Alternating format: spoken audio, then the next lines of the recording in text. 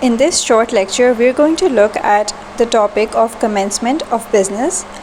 Just remember that as far as a private company is concerned, it can commence business simply upon registration, that is, as soon as a private company is registered, that is, it's incorporated, then it can exercise, for example, borrowing powers, it can issue shares, and it can even enter into binding contracts.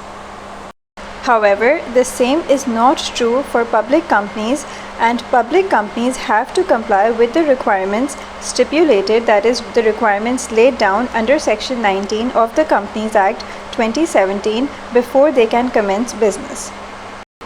So before we discuss the specific requirements that a public company has to comply with, that is the requirements laid out in Section 19 subsection 1A of the Companies Act 2017, let me very quickly repeat the fact that as regards private companies, be it a single member company or a private company other than an SMC, it can start business as soon as the registrar issues the certificate of incorporation, that is the certificate of registration.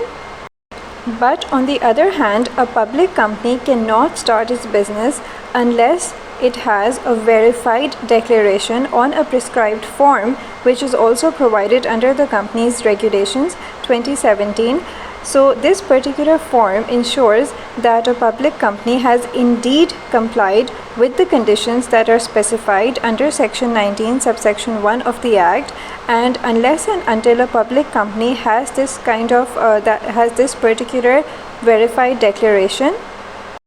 and that this has been filed either by the CEO, that is the Chief Executive Officer of the company, or one of the director and the secretary of the company, and furthermore that this has also been accepted and registered by the registrar, that is the verified declaration has to be accepted and registered by the registrar before a public company can commence business. So in short, public companies, not only do they have to ensure compliance with the conditions laid out under Section 19 subsection 1 of the Act, but they also have to provide proof that they have done so by making a declaration to the effect that they have indeed done so and getting it registered with the registrar. So this particular declaration is extremely important because it serves as conclusive evidence that the company, that is the public company, is entitled to start its operations and exercise its borrowing powers.